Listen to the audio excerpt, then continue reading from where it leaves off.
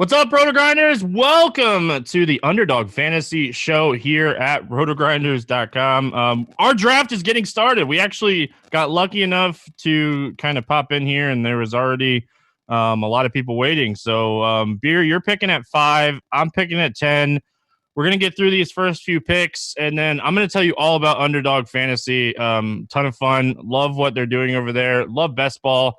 Glad we got it back. I wish we got it back like a couple months ago when we had nothing to do. But Beer, what's happening, my friend? It's been a while, my friend. So first of all, good to see you. And yeah, I mean, I thought this would be a perfect quarantine type time for somebody to jump in and get some best ball going. I think they would have killed it, but nonetheless, we have it. And Underdog, we know the people that brought us draft that we love so much. They're the people behind Underdog Fantasy. So good to do a show here, and I'm on the clock, so I gotta make a pick here. Like top 5, nothing crazy here. McCaffrey, Barkley, Elliott, Alvin Kamara. You went Dalvin Cook. I've been teetering, and I'm interested to get your thoughts because I know he's not going to get to me, but I've been like teetering, getting like Mixon in that 5 and 6 spot. I'm really high on Joe Mixon this year. I think he's someone that I don't think he's going to drop to 10, but like I've been kind of reaching for him a little bit. He's my guy, like him and John Brown. I feel like I have John Brown on every team.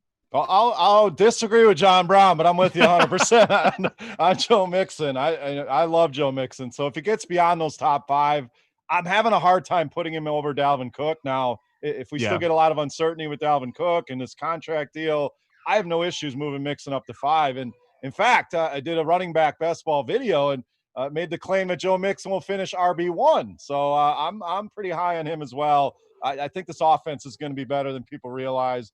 Joe Burrow, I think, can make an instant impact. You get A.J. Green back on the field. We know what Tyler Boyd is. They're set up for success here, and Mixon going to be a big part of that. And he's like a workhorse back too. Like we don't have a lot of those anymore. I actually got him at 10. I really did not expect to get him at 10.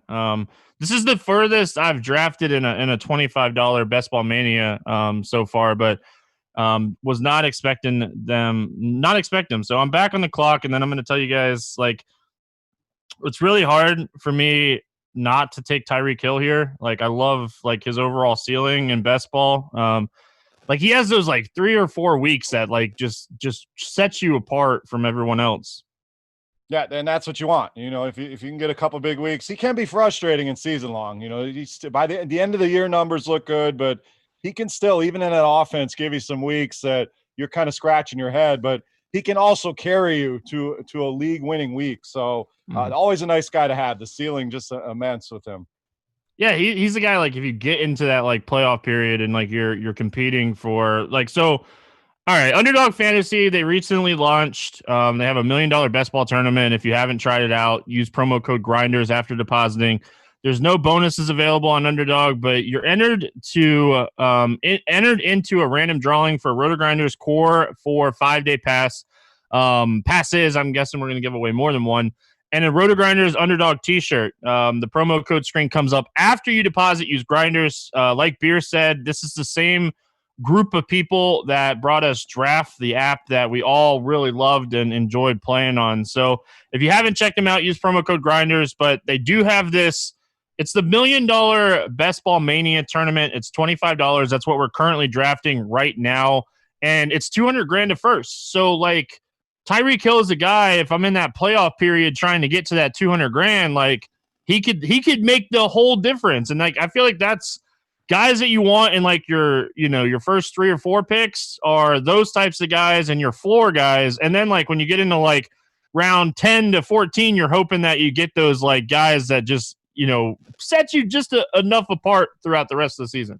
Yeah, I mean, the first few rounds, it almost draft themselves. It's kind of cliche to say, but that's not where you win your draft. A lot of people put so much thought in who am I going to take at 1-4, all this. I mean, you really can't go wrong. Outside of injury, I don't see many of those top 10 running backs not being great. So that's not the part you want to get into. It's when you start getting into this point of the draft, 3rd round, 4th round, the middle rounds, and even later in the draft, hitting on the Lamar Jacksons in the 12th round and, Eckler's late. And those are the ones that carry you to winning some of these big contests. Yeah, I don't see anything that's been like super crazy here. Hopkins just went. I really like Hopkins this year. Like he could just have a gazillion targets in that offense. You took Aaron Jones. That doesn't shock me. You took a Green Bay Well, guy. I got to get a little home cooking in here, buddy. Listen, I love Aaron Jones when they let him play. I think Green Bay is a team that has the potential to do really well. Like, and like they're a team you could stack too. With Rodgers and stuff later on in the draft where you don't have to reach too much. So you can get wide receiver 2, wide receiver 3, pair it with Jones, pair it with Rodgers. I don't want to like give away what you're doing here, but No. are you I'm a big Green Bay fan for sure, but I don't know how much Aaron Rodgers I'm going to have this year. I mean, it's a team that wants to run the ball, rely on their defense.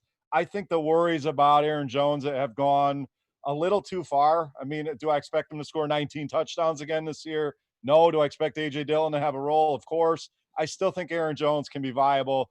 Let's say he gets me 10 touchdowns. He's involved in the passing game, a team that wants to run the ball a ton. I mean, I have no issues taking him there. I've seen him go early second. That's a little early, but if I can get him later in that second round, all about it. Damn, I got sniped on Jonathan Taylor. Speaking of home cooking, that's where I was going to go next. But and to me, there's running back. This is where running back gets really ugly. Yeah, that's just going to say there's a drop off right after that. It kind of gets into the Gurley, Fournette, an area that I just would rather go high end wide receiver here. Juju Smith-Schuster was my pick. Love Juju. Been saying it all summer. I think he returns the form here and give you a top 5 season. Juju is someone we were drafting end of round 1, beginning of round 2 last year, and like we're getting him mid 3, end 3, beginning of 4 this year. It's crazy how much a year will make a difference on like a wide receiver, and like he's healthy. Like I follow him on Instagram. He's working out every day, playing video games and hanging out with his dog. But like, Juju's my guy. I love Juju. So love that pick. I did a draft with Eric Crane last week or the week before, and like I got Leonard Fournette and I instantly regretted it. So I'm not going to go Fournette here. I like Allen Robinson's overall upside here. So I'm going to go with A-Rob with my third pick. I'm already turning into a wide receiver team after my first pick of Mixon here, back-to-back wide receivers. It's important that, a lot of people, what's the winning strategy to a draft? How do I win one of these things? I think you have to be adaptive to what the draft's giving you. I mean, you definitely want to come in with an idea of what do I want to do, but sometimes the draft's not going to allow you to do that. And you can kind of adjust on the fly. I've built stacks that I had no idea I was even going to build. And then, you have a couple pieces and you just kind of make it a focus. So one tip for the people that I like to do as I draft skill position players, I'll throw the quarterback for that team in my queue, just as a kind of a reminder that, all right, I have a Steeler. So Ben Roethlisberger, a guy that I want to look at, or, maybe it's some more Packers down the line or whatever it may be, just to kind of keep in the back of my mind that I want to build not only one stack. If I can build a couple stacks into one lineup, I think that's the ideal way, especially in these bigger contests to really do some damage. Yeah, I think stacking is super important. I'm with you on that. I think paying attention to your bye weeks is super important too. Like I don't want any of my like running backs with my first like 3 or 4 running backs to have the same bye week. So like I think that's super important. I'm debating here. I think I'm going to go Lev Bell over Gurley. Maybe my phone's not letting me. There it goes. Oh, maybe. Nope. Oh, there it goes. Right in the buzzer. He got it. Got it right at the last second. So you're a Lev Bell guy, because I'm on the opposite side of this. I kind of keep moving him down, and just the concerns there with Adam Gase, and we know they're going to give Frank Gore carries. That offensive line is a disaster. Did he even want Lev Bell there? Does he even want to be there? So what's the love for Lev Bell? Just give me the case here. Oh man, I really didn't want Fournette. I have no idea what to expect from Melvin Gordon in Denver, with like 5 running backs on the squad right now for them, and Todd Gurley. Like, what do we expect from him health wise? So like Bell, I just went with the healthy guy. Like, there's no rhyme or reason that I went Bell there. I just process of elimination on the 4 or 5 running backs, because I feel like there's some wide receivers that I like late, and I feel like this 4th pick there's these running backs like you got Melvin Gordon, you got Bell, you have Gurley, Montgomery. There's guys here like that, you can kind of get in this fourth round as like an RB2 or an RB3. Even like some people draft 4 running backs off the bat, and if that's your strategy, like if I do 4 running backs my first 4 picks, I probably don't end up with another running back though. Maybe one late, but like I'm going wide receiver heavy after that. Yeah, it's tough to do 4. I've done Yeah. where I've done some drafts where I have 3, especially if you're picking early and you get that wraparound pick at the 2-3 turn. James Conner is a guy I like there, Yep. Taylor, but starting 3 receivers in this format, this is like the sweet spot for receivers for me. Rounds 3 through 6, I generally want to take at least 3 receivers there. I have no issues going 4 in a row if I do start 2 running backs, but this is where I think you really want to hammer home and capture some of the value while people are reaching on David Montgomery's and some of these other guys because they're panicking at running back. You sit back and kind of gobble up some of these receivers. Yeah, like half point PPR. We obviously should say that. Like half point PPR, like that's definitely important to note because like a guy that is somewhat interesting is a guy like Akers and like these guys that you can kind of get in the 5th round, 6th round sometimes. You just gotta like DeAndre Swift. Like we have no idea what to expect, but like a half point PPR, like maybe I'm taking a guy that might have more touchdown equity or something. So it's interesting, and you mentioned like you got to adapt.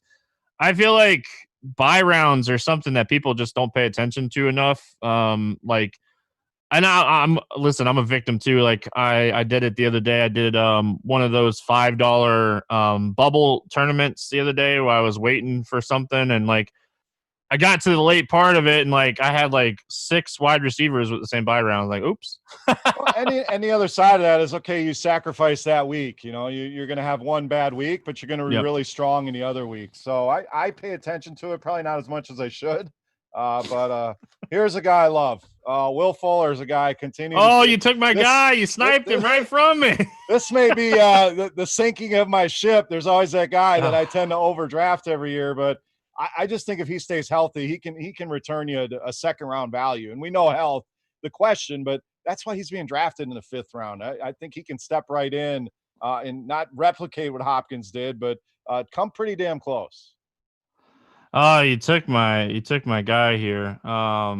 Man, like I love Will Fuller. Like we don't really like we've seen him healthy for a little while, but we haven't like had a full season of Will Fuller. And like you're drafting him knowing you're probably going to miss 4 or 5 weeks, but the 4 or 5 weeks that you miss, hopefully like he makes up for in the other weeks. His upside is just so high. I'm gonna go with Diggs here. I really like Diggs. Moving to Buffalo. Allen has a target now. I think Singletary is going to be a guy that like comes into his own this season. I think Buffalo could win that division. With New England kind of just they had so many guys opt out on the defensive side. So like Miami's defense wasn't great already. New England defense is going to be bad. Like they had so many guys opt out, and the Jets, we know they don't play defense. So I think Buffalo is a sneaky like team to target in best balls. I said this like if you watch the show that I did last time, I said this last time. It was a stack that I was really focusing on to get. But yeah, I think Buffalo could be really sneaky good this year. Yeah, I agree. The worry is they're going to be very good all around defensively. We know they love to run the ball. We know Josh Allen loves to run the ball. So it's not going to be on a dearth of targets for Stephon Diggs, but he could get there on big plays. We know Josh Allen, not accurate, but he's going to throw the ball down the field, and that fits well with what Diggs does. So I don't disagree there at all. I think at that point, he provides good value. Kind of get to that pocket where there's another drop-off of receivers. He stands at the top of that next tier for me. Yeah, like, I was able to get Singletary too. So I got my running back wide receiver combo that I wanted there. Dobbins went right after me. Saw Devontae Parker get picked.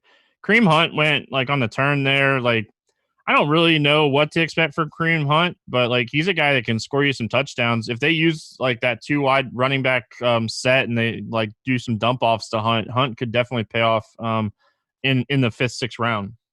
Yeah, he's a guy I like for sure. He has standalone value.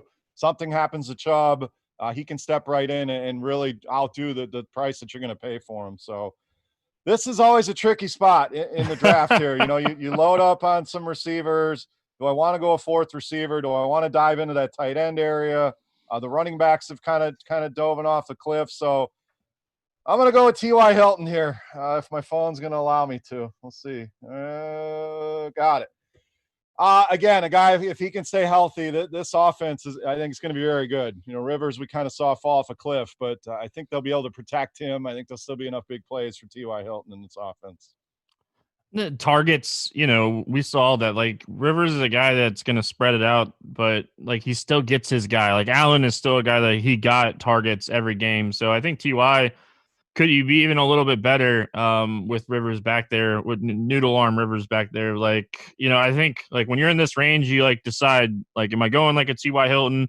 Am I going like a Darren Waller? Or am I going, a higher end quarterback? And like, I tend not to pick quarterbacks in the first like 5-6 rounds. Like, I love to get quarterbacks in like the 9th, 10th round. There's plenty of quarterbacks with upside that you can kind of pair together to just get your overall upside. So, are you a 2 quarterback guy? Are you a 3 quarterback guy, or do you just let it kind of dictate itself?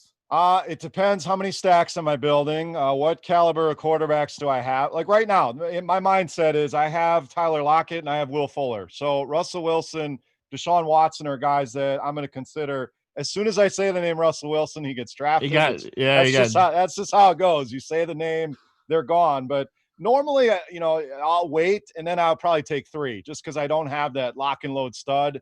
If I were to get, say, a Watson Wilson, say I'll go back to back here, I'm fine rolling with 2. And if you get injured, you get some guys hurt, so be it. You're probably not going to win anyway. So same thing at the tight end position. It's generally 2 or 3. Just depends on if I wait and take some later guys, I'm probably going to grab 3 of them. Yeah, like last year I was a huge like 2 QB guy. I would tend to get like 2 decent quarterbacks that stayed healthy, and like it did well. Like my best balls, like last year was the best year that I had. So I have noticed that I have been taking more 3 quarterbacks this year though. I don't know if it's because I keep taking Tua with my last pick or what, but like I've ended up with a lot more 3 quarterbacks this year than I have, in the past couple years. So I am almost always a 3 tight end guy, because I don't tend to get a high end tight end. So like I'm almost always a 3 tight end guy. I don't take a lot of running backs usually, especially in this format. Like it's a max 3 running back per week. So like I don't typically take a ton of running backs. I like 5, 6 max usually. Yeah, I'm the same, especially if you load up early. That's a position you can kick down the road for quite some time. And, receiver, again, the receiver to me runs 50, 60 guys deep, where running back, you're dropping off, then you're reaching, where I think running back comes back around, where there's guys that you can kind of roll the dice on late as bench guys. But I had a little dilemma there. I was on the clock. I'm thinking stacks. So I'm looking, I have Fuller. I'm thinking Watson. So I grabbed Brandon Cooks, knowing Dak Prescott was still on the board.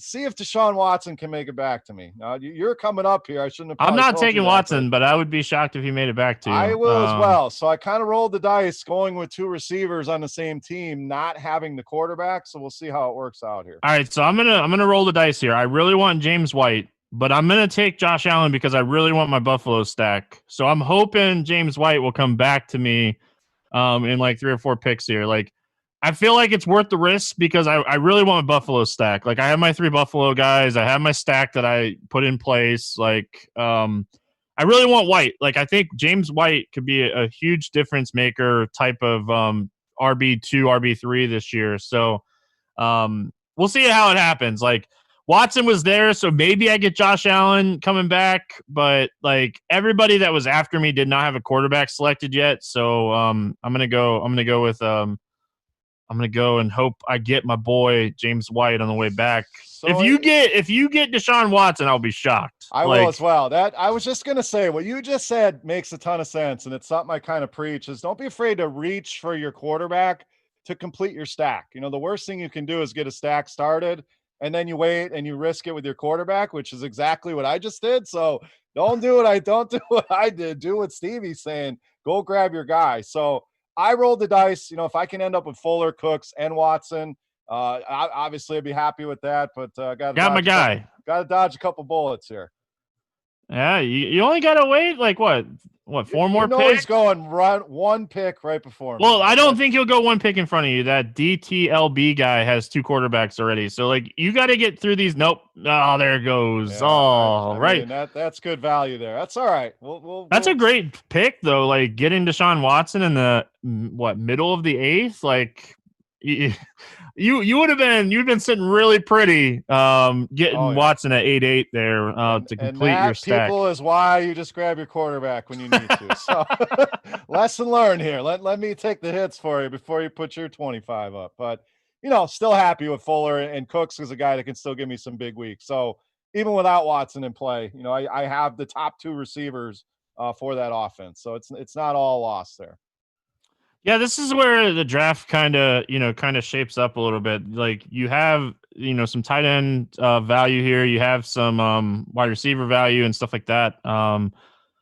The guy that I want to bring up to you just to kind of get like your overall thoughts, he's way down still. Like he's 15 to 25 picks away still. But like a topic of conversation this year is obviously the Tampa Bay Buccaneers. Like, what have you been doing with Gronk? Because like if he plays 50% from like the 50-yard line down to the red zone and stuff, like he could be a beast. But like we really don't know what to expect. But we do know like Tom Brady still loves Rob Gronkowski. He begged him to come back to this team. Like, what are you doing with trying to delay enough to let you get your pick in here? But you're good. I can multitask. I got 3 kids. You got kids at home. Yeah, you got to have that multitasking in your tool belt. You're gonna be in trouble. So do this for a few years, and we're way past a few years, buddy. For sure. We juggle a kid, do a draft, talk with everybody all at the same time. So right there, I went to Sean Jackson. I just love him in this format. We know he's going to give you those big weeks. I don't have to try to guess what week that's going to be.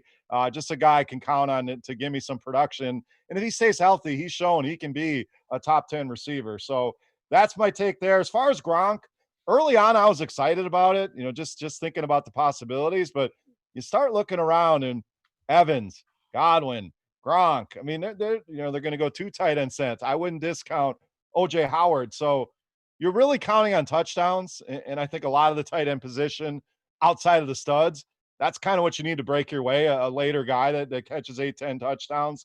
He can certainly do that. I'm kind of cooling on the idea though of Gronk. It's one of those fascinating guys, because he can be a beast, but do we get the Gronk we saw at the end of his New England tenure, or do we get a guy that's refreshed, renewed, and ready to go here with Tampa? So he looks great. Guy. Yeah, he does for sure. But doesn't everyone look great right now?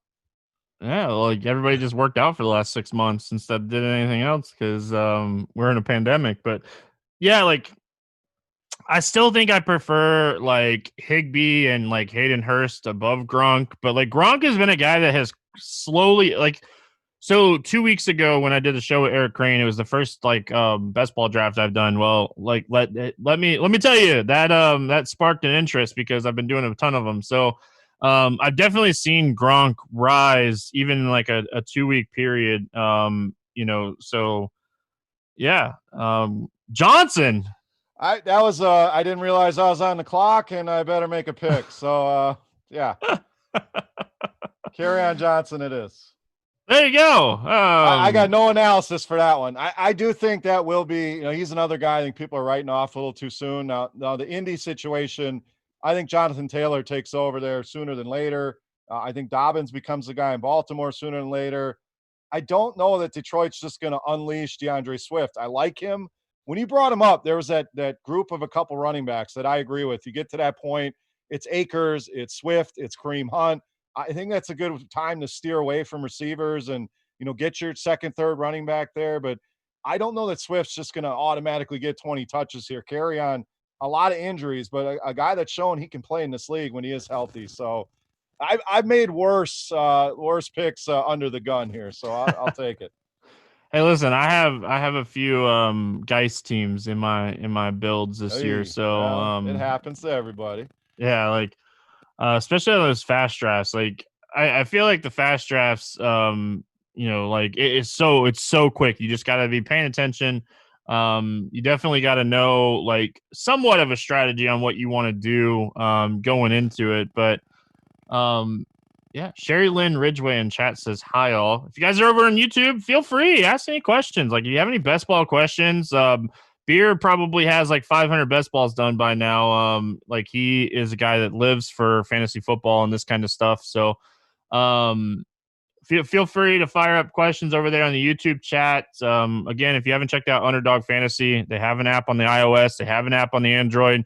Use the promo code Grinders so you're entered in to chance to win some RG swag and premium here. And man, I really wanted to go double tight end there. I was really hoping Hurst got back to me. I love Hurst too this year. I have Hurst 6th overall on my tight ends. I have him over Gronk, over Hunter Henry. The beauty is you don't have to take him there either, but I think he can step in and really give a lot of what Austin Hooper gave and even more in that offense.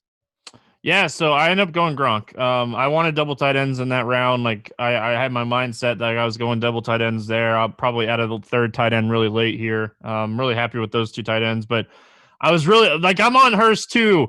I have a lot of Hurst. I think like he could be just a touchdown machine. Like we saw Hooper just be a touchdown machine in this offense, and like they love to throw Julio all the way down until the inside the 10, and like then they forget about how good Julio Jones is, and teams run defensive schemes and stuff. But um James Malloy says Big Ben in for a big year this year with some new weapons. I know you already took Juju. What are your thoughts here on Ben Roethlisberger coming into this season? I'm in full agreement. I love this. I mean, there's not a piece in that offense I don't like. I love James Conner. I love Juju.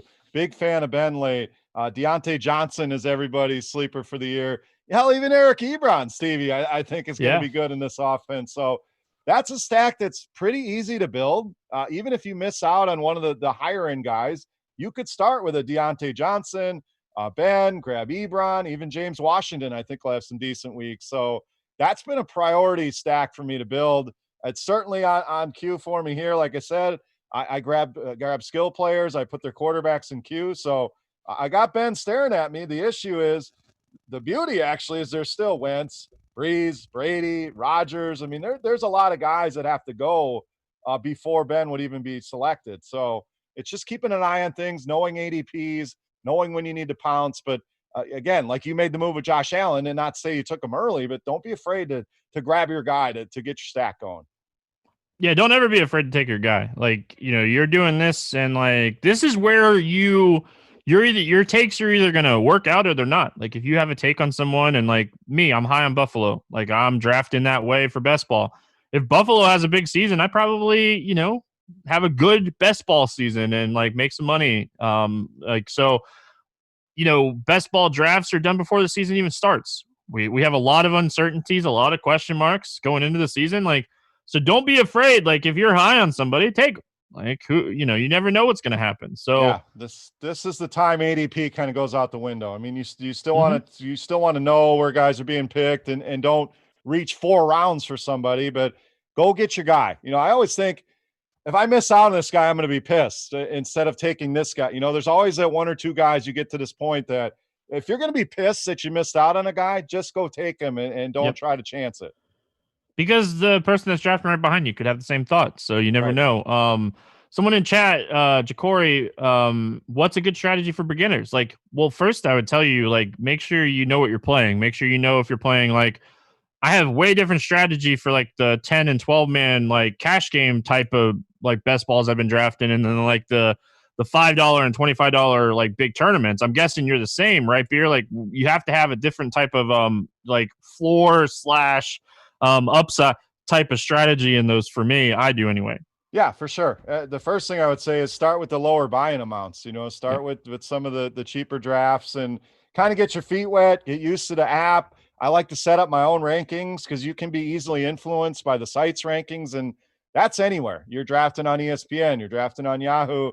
Use your own rankings, and if you don't make your own projections, we have rankings at RotoGrinders. There's a lot of good rankings out there, so That's first, but ease into it. Understand the settings. Understand I have to take 3 wide receivers and start 3 receivers. That is something people get caught up in, all these running backs, and you can't start all these running backs, but I could end up starting 4 or 5 receivers in a week. So just knowing the settings, knowing it's half point PPR, all these little differences that it seems minute, it seems minor, but your opponents know that they can expose that, and it puts you behind the 8 ball just with something as simple as not knowing the scoring or the lineups.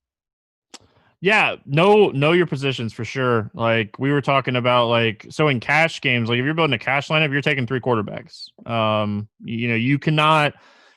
I'm not going to say you can't, but there is a good chance you are not going to win if like one of your guys gets hurt or one of your guys gets hurt and the other guy's on a bye week. So like if you get a 0 out of a quarterback in a cash game format, you're behind already. So I just took my 5th running back. I took my last running back. I'm not going to take any more running backs. I took Keyshawn Vaughn. He's someone that I really like.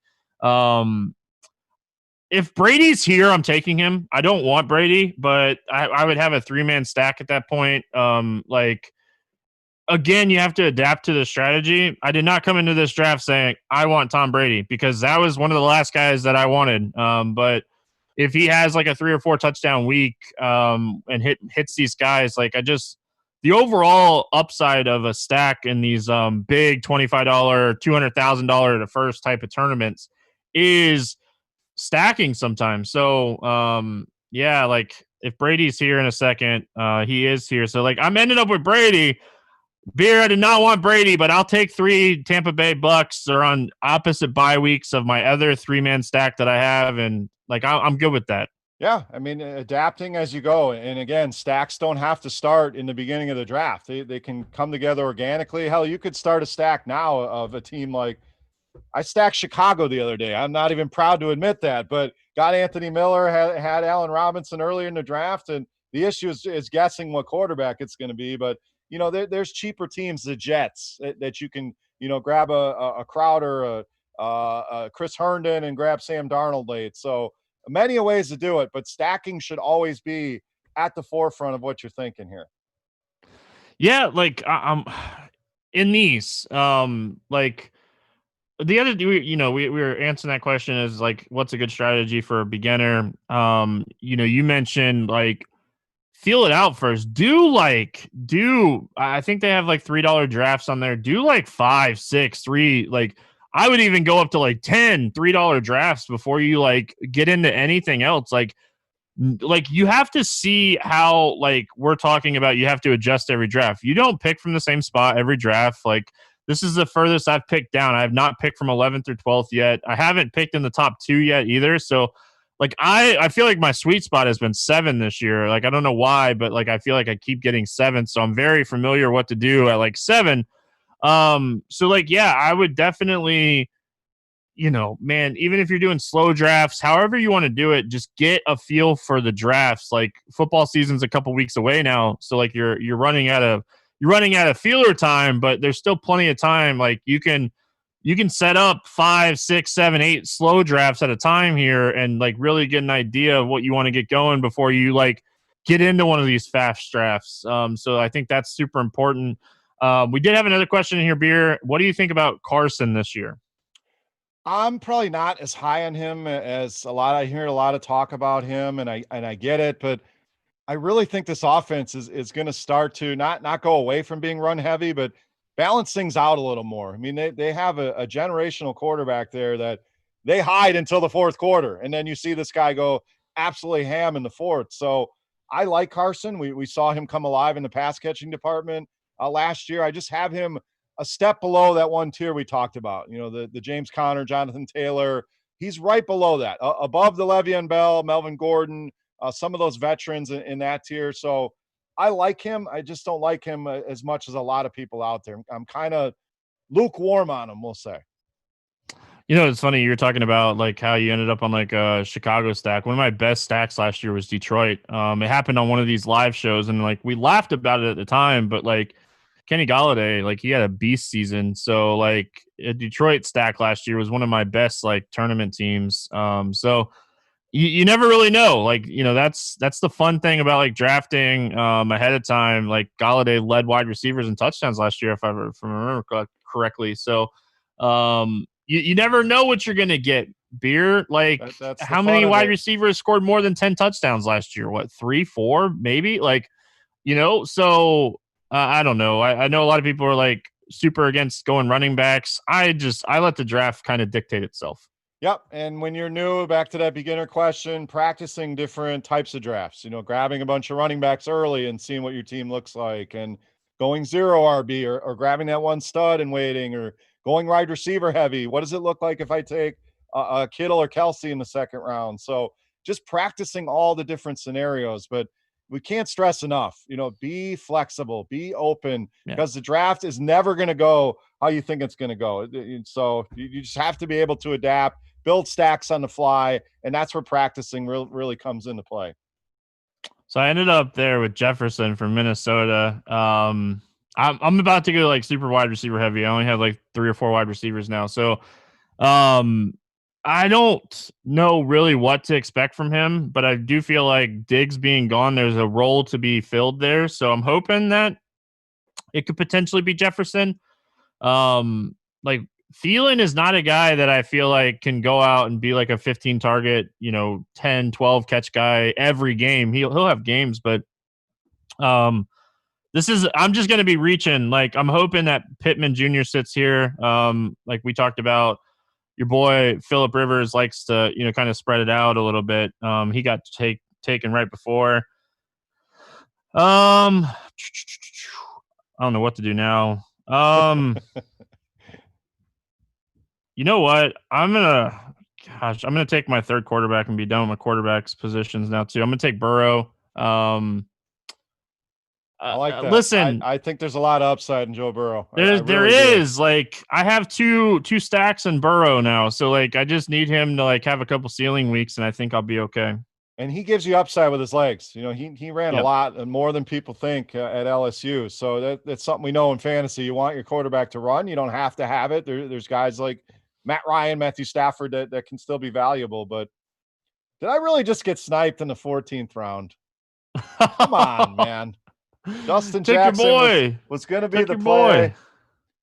I need to fortify my tight end position a little bit. So we'll go Dallas Goedert, who's still here in the 14th round. That's good value. Good value in the 14th from Goddard. We know what to expect from him. So, did you see the Minshew thing? Like draft Minshew number 1 overall. Like The campaign case of Bud Light on the line. like these drafts cost $25, and that $6 or $7 six pack of Bud Light. I don't know if I could take Minshew number 1 beer. No, I really like him this year. Like he's one of my favorite late Yeah. round court, because if you put his numbers side by side with Kyler Murray, guess what? They're pretty similar. So not saying he's going to finish top 5, but he was QB9 the games that he was healthy and played the first 8 or 9 weeks of the season. So they're going to be bad. I think Chenault's going to be a great addition there. We know DJ Chark a stud. If they can get anything out of Westbrook or Keelan Cole, you have Fournette there, Chris Thompson to catch balls. Tyler Eifert could be a viable tight end option, and he runs. He ran for a lot of yards last year. So any guy that can scare the coronavirus away, buddy, is in my book. He said, "Take one look at me," and the coronavirus ran away. That's my kind of guy right there. I would love to have a beer with Gardner Minshew. I'm just going to put that on the record. Wouldn't that be fun? Oh, dude. That'd be a blast. Like he would be someone that like out of all the players, he'd definitely be. So somebody asked if we could pull up the board part of the app so they could kind of follow along better what's going on. It's up. You're welcome. I like the board. I think it was a great addition to Underdog. It's really cool to see. So yeah, like I think Beer, you're sitting with 6 spot. You're really balanced position wise in this draft. You got 2 quarterbacks, 4 running backs, 6 wide receivers, 2 tight ends. You did a much better job than your co-host here as far as like balancing your players out. I like to have the balance, because then I can go in any direction. Yep. Then I can really adapt to the draft. I don't feel desperate to have to go one position or another. Although there's not much here that I'm really loving. I'm gonna take a shot here on Kansas City. You know, DeAndre Washington is a guy they brought in, a guy very familiar with Patrick Mahomes. They go back to college days together. We know CH is going to be the guy, but I think there's room there for multiple running backs. So at this point in the draft, I'm looking for upside. I'm looking for good offenses, especially if there's not a guy you like. Stick with the Kansas Cities, the Dallases, guys like that of the world. So just adding a little depth here. Not much else really standing out. Can still go another quarterback if I feel the need, another tight end. So just good to be open and have options. Yeah, like I don't know what I'm gonna do here. I'm going wide receiver heavy. I'm gonna take one more tight end eventually, but like the rest of my draft is completely wide receivers here. I'm glad that one of us can get sniped. I'm gonna get sniped in the 15th round to one up you here because it will be a miracle, but I really want John Ross. Like I just got Burrow, and if I get Ross here, I almost took him with my last pick. So I'm gonna see. Like he's definitely gonna get sniped right here in front of me. You said the name, so that's usually. I know. Well, I gotta add a little drama to the show, right? Like you got sniped in the. Oh, I got him. Ron Haas or something. There you go. Yeah. Well, I got Ron. I'm glad. Welcome to the team, Ron. I'm shocked that I got him there. I'm happy about it, but I didn't see that one coming. I didn't see him getting back to me. And talk about upside. I mean, this guy was wide receiver one there for a while early on in the season last year. So I'll upgrade a quarterback. We already talked about that Cincinnati offense. So upside. You're shooting for, and you out of one of these last couple 3-4 picks, if you can hit a home run, that's going to give you a shot to do some damage in these big tournaments. Yeah. I did not expect to end up with, 3 little like stacks here, but that's how the draft went. I was just kind of looking. Yeah, man, it gets ugly here. It gets really ugly. Yes, it does. I feel like I have to take DD Westbrook here. I feel like that team's not going to be great, and they're going to be playing from behind some here. So I don't hate DD there. I don't hate any of the guys that I'm going to get at this point. No, he was next up on my list. You get into that area, him, Corey Davis, some of these guys that just haven't lived up to the hype. So the worry with Westbrook, he's been dealing with a little bit of an injury. And it seems like Chenault's kind of moved past him. I just got sniped again in the 16th round. Josh Reynolds. Yeah, I think they're going to go back to a lot of 3 wide receiver sets. So I think he's a guy that they can kind of help fill some of that Brandon Cooks role. I know that a lot of talk, they're going to play a lot of 2 tight ends. I certainly think they'll do that, but he's going to find his way onto the field. So time to readjust here. I'm going to go way off the board here.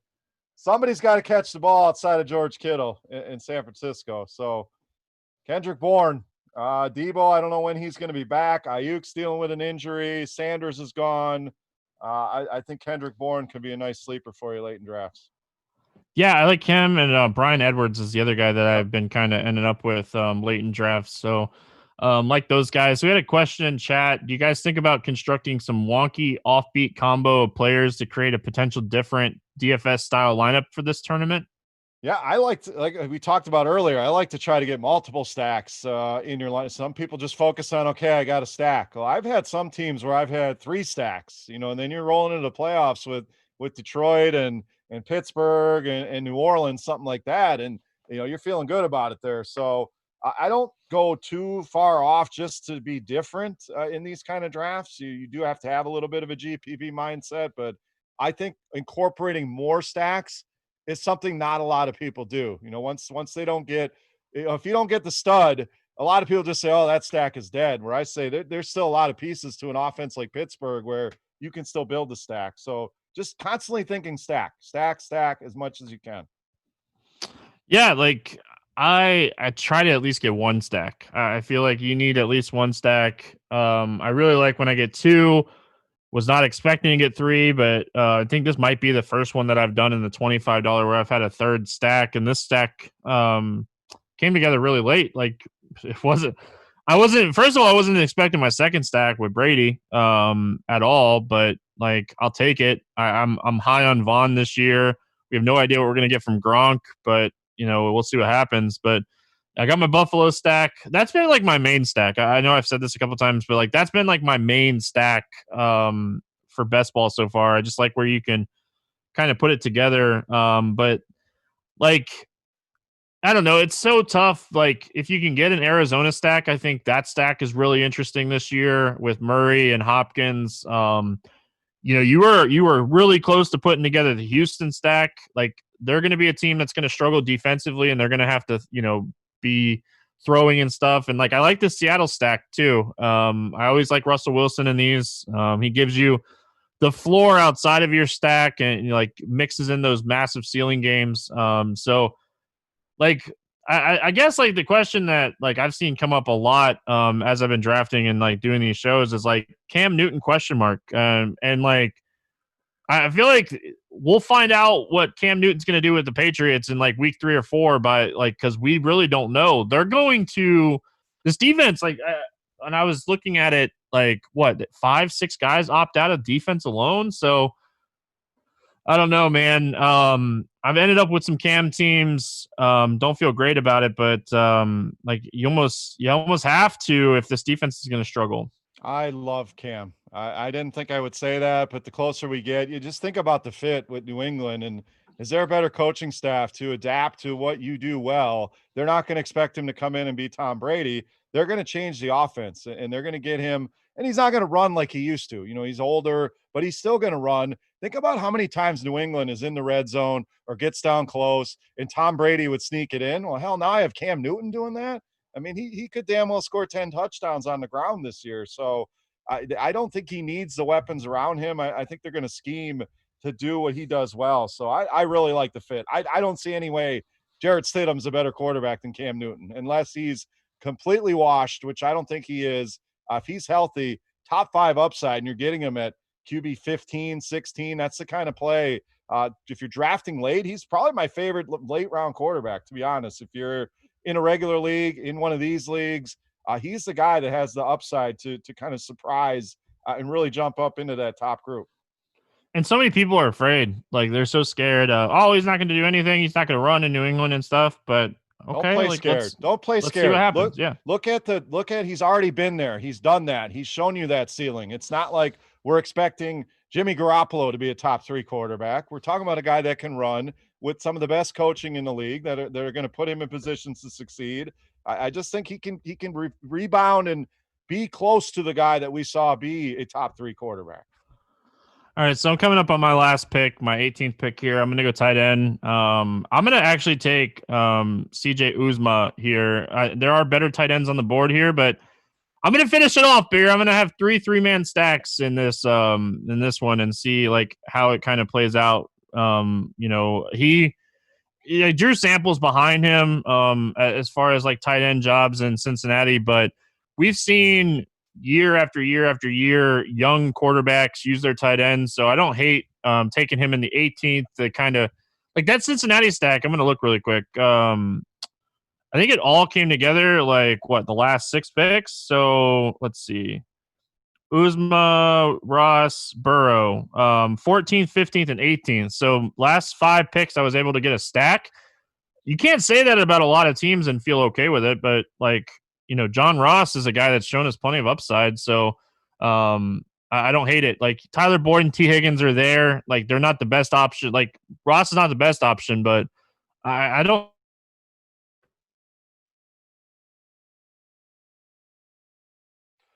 All right, we'll get Stevie back here in a minute. I'm also going to go tight end here with my last pick. I'm going to go Greg Olson. I think with that team, not a lot of targets there outside of Lockett and Metcalf. So I think Olson can step in and really provide something there for them. They'd love to use the tight end position. And I think Olson, with Disley hurt, some of the other guys there can be a viable option there. So that wraps up our draft. So hopefully we get Stevie back here, but wanted to recap the team. So we'll take a look at his team while he's not here and see how he did. So Devin, I don't know if we can get a screenshot of his team or not. Okay. Let's see here. Well, we'll just read it off here. So he, like we talked about, he had some stacks going. So it's exactly what you want to do. in this format. Built the Buffalo stack with Josh Allen, Devin Singletary at running back, Stephon Diggs. Built the Tampa Bay stack on the fly, which can't suggest enough. You have to build these stacks in when that opportunity arises. So Tom Brady was there for him, Keyshawn Vaughn, and I lost the draft here. So yeah, my team real quick. I was able to build a few stacks as well. I missed out on the Houston stack, but did end up with a Philadelphia stack of Carson Wentz, Deshaun Jackson, and Dallas Goedert. So happy with that. And of course, the Pittsburgh stack grabbed Juju early, grabbed Ben, and then came back and grabbed Ebron. So the more you can stack, the better. It's just a lot of correlation. Sometimes you miss out on it. Doesn't mean the lineup is toast, but as many as you can build in, don't be afraid to stack 2 or 3 times. So I think that'll do it. I was hoping we could get Stevie back and recap things, but maybe next time down the line. So we appreciate you guys for tuning in. Again, go take advantage. Chance at some RotoGrinders Premium. So go look under the title here for some more information. But Underdog Fantasy, something for everybody. This Best Ball Mania is a lot of fun. They have a $5 version as well. Just a ton of fun to not only draft, get ready for your season-long drafts and for DFS season to know who's being picked where and kind of get a handle on things. So thank you guys for watching, and we'll see you next time.